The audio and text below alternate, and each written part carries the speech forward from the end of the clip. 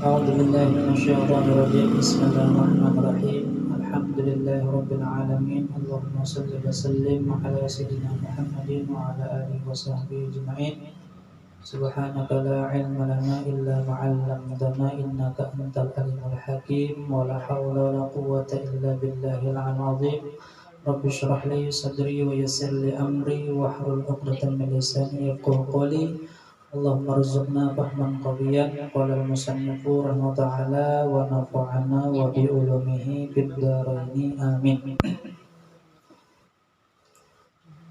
Semalam kita membahas tentang rukun Islam, yaitu ada 5. Yang pertama syahadat. Dari syahadat inilah adanya pengetahuan ilmu tauhid yang dibahas. Kemudian yang kedua sholat, yang ketiga puasa, yang keempat zakat, yang kelima naik haji. Nah, dari sini ada ilmu fikih. Dan semuanya itu adalah yang wajib dipelajari.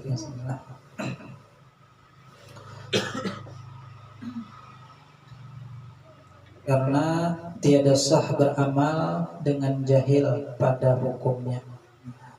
Bermula dalilnya daripada kitab Zubat, wa kullu man bi ghairi ilmin ya'malu a'maluhu marduratun la tuqbalu. Setiap orang yang beramal tanpa ilmu, maka amal-amalnya itu ditolak dan tidak diterima. Kemudian adapun dalil wajibnya segala ilmu yang tersebut itu yaitu hadis Rasulullah sallallahu alaihi wasallam, talabul ilmi faridatun ala kulli muslimin. Artinya bermula menuntut ilmu wajib atas tiap-tiap muslim, baik laki-laki maupun perempuan.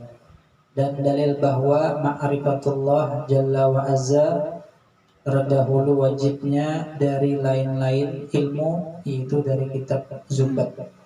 Awwal wajibin ala insani ma'rifatul ilahi bistiqani. Mula-mula yang wajib atas seseorang itu adalah mengenal Tuhan dengan yakin.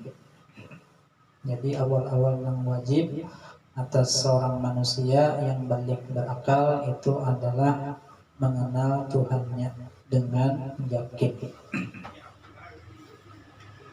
Dan dari kitab khutbah Lil Habib Tahir bin Husain, guru Sidin Jazalin, fa'lamu ayyuhal ikhwan annal asla wal asasa wa ma'rifatul ma'bud qabla al-ibadah wa dzalika haqiqatu ma'na syahadah.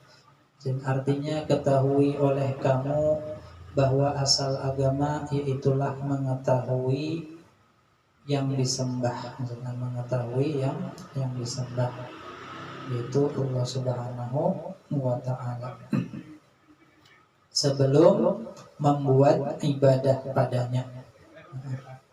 Maksud disembah di sini artinya suruhnya digawi, larangannya dijauhi.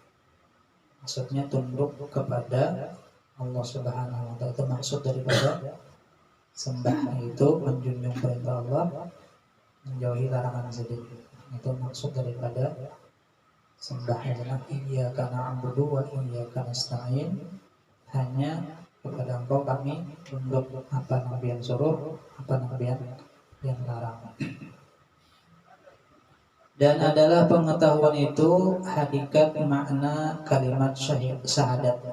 Kita belajar mengaji ilmu tentang sifat-sifat Allah, itu adalah hakikat daripada kalimat syahadat. Dan jika diketahui kewajiban ma'rifatullah ta'ala atas tiap-tiap mukallaf, maka diketahui olehmu bahwa arti ma'rifat yaitu iktikad yang jazim lagi muwafaqah dengan dalil, yaitu artinya jazam, yaitu iktikad yang putus, yang tiada syak dan ragu lagi, ada lagi ragu-ragunya. Nah, itu dinamakan jazam. Dan semalam keutamaan ilmu tauhid, qala sallallahu alaihi wasallam, Allah Subhanahu wa taala berfirman, innallaha lam yufarrid syai'an afdala minat tauhidi was salati. Sesungguhnya Allah dan Nabi sallallahu alaihi wasallam tidak memperdukan sesuatu yang lebih afdal daripada mengesahkan Tuhan, mentauhidkan Allah Subhanahu wa taala dan sembahyang. Karena tauhid ini adalah amal hati dan sembahyang. Sembahyang ini campuran dari berbagai macam ibadah amaliyah hati ada juga di situ, amaliyah lisan ada juga. Nabi bersabda, qurratu aini bis shalah, sejuk mataku di dalam salat. Warada dan mendatang hadis juga annaha bahwasanya sembahyang itu ursul muwahhidin, adalah pesta perkawinannya atau pesta pernikahannya orang-orang yang mentauhidkan Allah Subhanahu wa taala. Li'annahu yajtami'u fiha anwa'ul ibadah, karena di dalam salat itu terhimpun macam-macam ibadah. Ada zikir, ada tasbih, tahmid, sholawat, ada puasanya. Amal ursu, sebagaimana resepsi atau acara pesta perkawinan itu, yajtami'u fihi anwa'ut ta'am, terhimpun pada acara tersebut macam-macam makanan. Kemudian jasidin, arti jazam tadi itu yaitu i'tikad yang putus, yang tiada syaknya lagi, maka bukan sangka-sangka adanya. Dan terbagi jazam itu 4 bahagian, sebagaimana di bawah ini dinukil dari ibarah kitab Baijiji adanya. Pertama, jazam muwafaqah pada hak dengan dalil, dengan bukti. Maka inilah yang dikata ma'rifat ya sejumlah. Inya yakin, ada ragu-ragu lagi bahwa Allah Subhanahu wa taala itu adalah Tuhan ya sejumlah. Dan dalilnya bisi dalil, buktinya yaitu apa namanya? Buktinya adanya langit dan bumi. Nah, itu buktinya, dalilnya. Ada mungkin cuma sorangan, pasti ada yang menimbulkannya.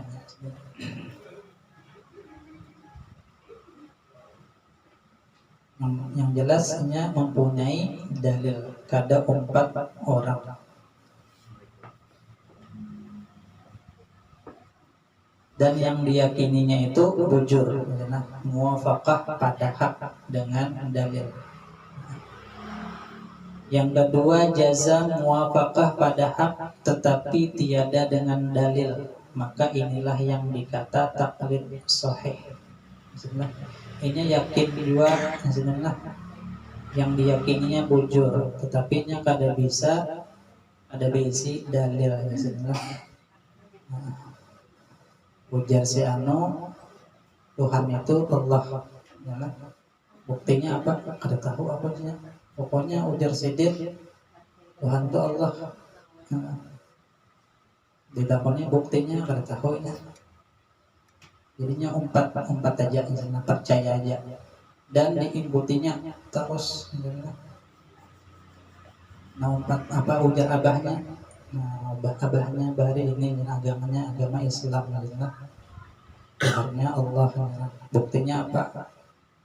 Ada bisanya, tapi ini berdosa kan sebenarnya, berdosa karenanya kada berisi dalil, kada ada bukti, dan orangnya bisa goncang sebenarnya, bisa terpengaruh. Nah, karenanya hanya umpat-umpatan aja sebenarnya. Tapi dikatakan sebagai orang yang beriman juga masih, dan itulah kebanyakan daripada etikatnya orang awam.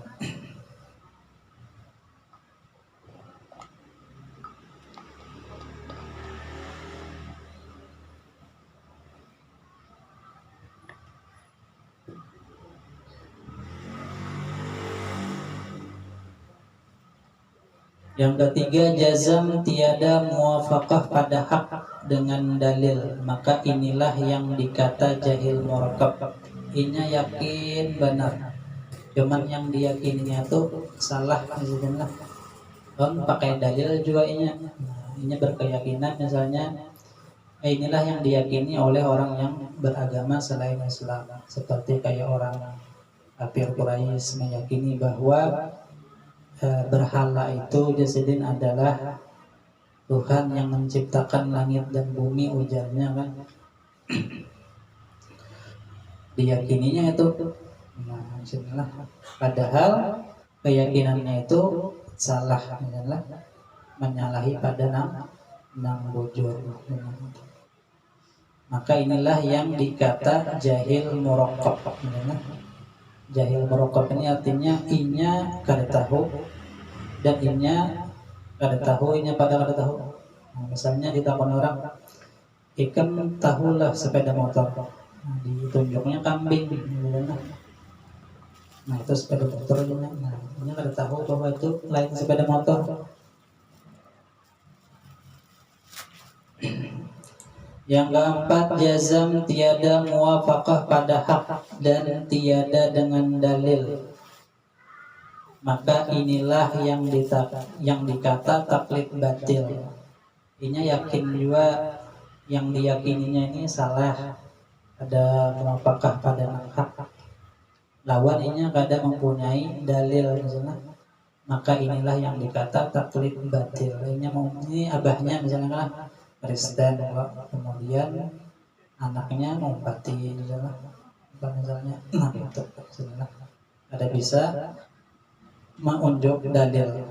Kalau yang tadi itu kuitannya berdalil juga, cuman yang diyakininya salah. Kemudian adapun artinya dalil itu barang yang menunjuki atas kebenaran suatu barang. Adapun artinya dalil itu barang atau bukti yang menunjukkan atasnya benar suatu barang itu.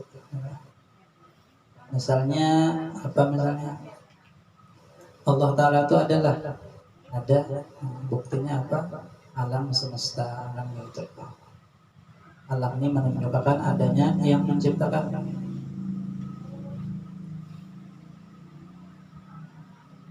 Misalnya, apalagi misalnya di simpang 4 itu jangan ada orang tabrakan tadi itu. Datangnya kan situ, ini kada ada lagi orangnya hasilnya.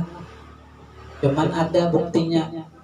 Di situ ada kaca pecah misalnya, ada darah berhamburan. Itu berarti menjadi bukti bahwa di situ ada terjadi kecelakaan. Adapun dalil wujudnya Allah, adanya Allah Ta'ala dengan segala sifatnya adalah memadai atau mencukupi dengan dalil ijmali, dalil beborong gitulah, dalil ringkas, yaitu keadaan bumi, langit dan barang yang ada di dalamnya. Itu cukup dan sudah menjadi bukti adanya Allah Subhanahu wa Ta'ala. Firman Allah Ta'ala, inna fi khalqis samawati wal ardi wa ikhtilafil laili wan nahari la ayatin li ulil albab. Artinya bahwasanya di dalam kejadian segala langit dan bumi dan bersalahan malam dan siang, sesungguhnya sekalian itu menjadi petunjuk, menjadi bukti atas keadaan Allah Ta'ala yang menjadikannya sekalian yang demikian itu bagi orang yang ada punya akal, bagi ada orang yang mempunyai akal pikiran adanya.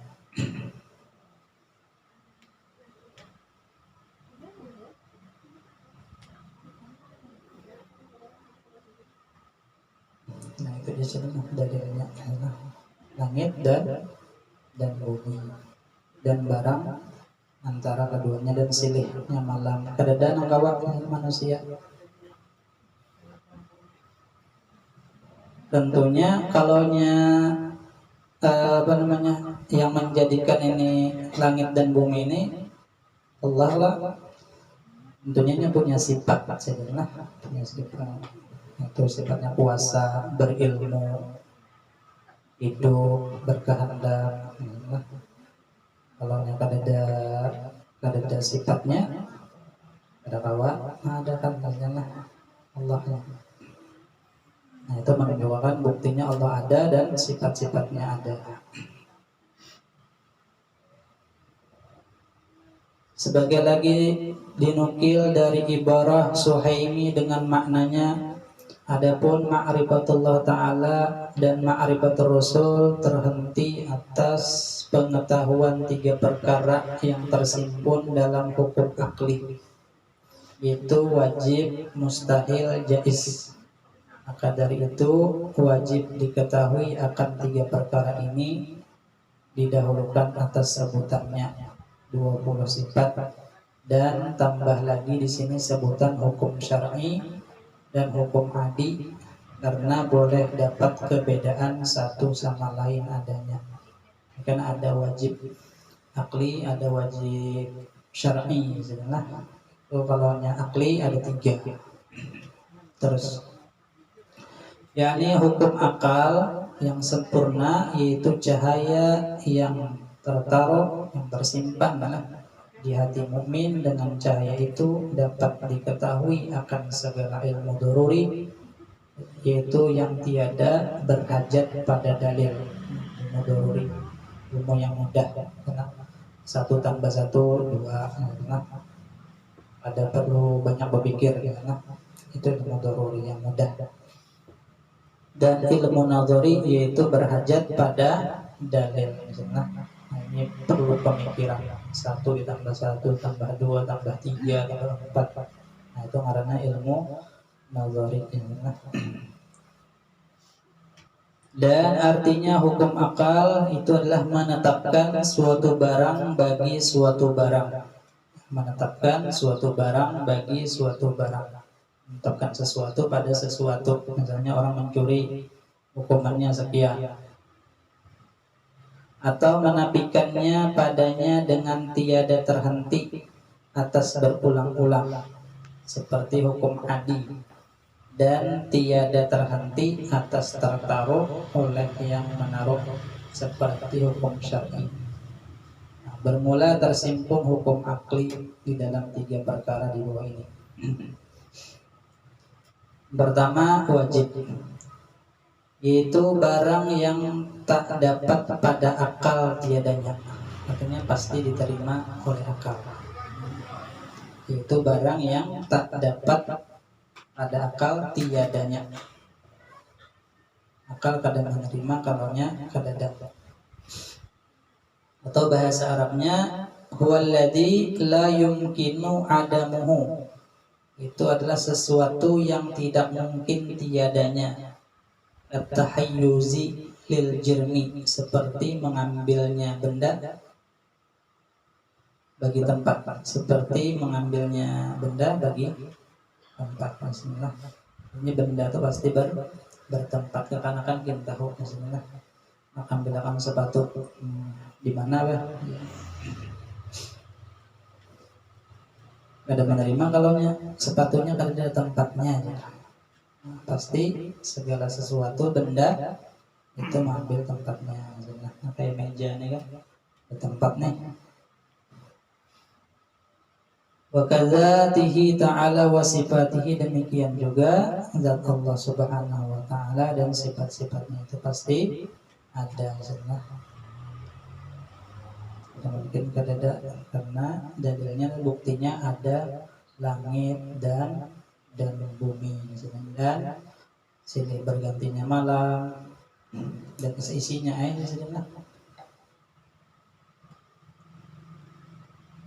Adapun mustahil yaitu barang yang tak dapat pada akal adanya. Barang yang tak dapat pada akal adanya, kalau diterima akal. Mustahil huwallazi la yumkinu wujuduhu, sesuatu yang tidak mungkin adanya. ka'adami tahayyuzi lil jurmi, seperti ketiadaan mengambil tempat bagi benda. Ada mengambil tempat bagi benda, ada mengambil ruang.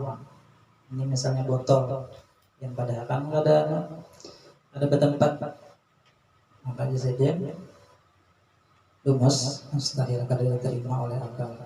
Wa kasyariki lahu ta'ala, dan seperti berserikat bagi Allah Ta'ala itu adalah mustahil juga. Allah Ta'ala butuh kepada bantuan orang lain. Kemudian yang ketiga jaiz, yakni harus, yaitu barang yang sah pada akal adanya dan tiadanya. Alladzi yumkinu wujuduhu wa adamu, barang yang mungkin ada, mungkin tidak ada.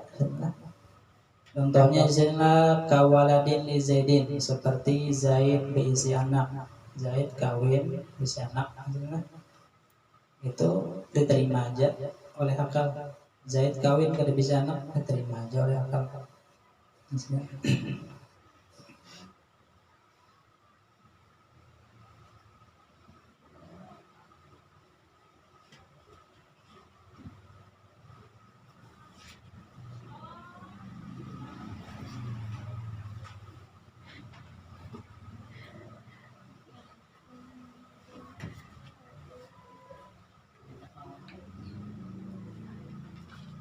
Kemudian hukum syar'i.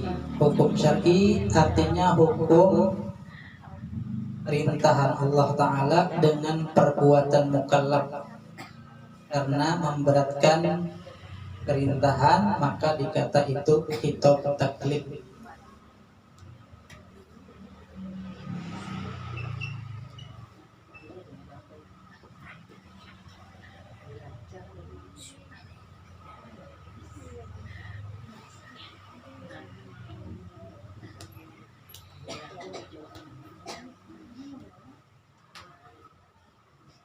Hukum syar'i yaitu perintahan Allah Ta'ala dengan perbuatan mukallaf karena memberatkan perintahan, maka dikata ini khitab taklif.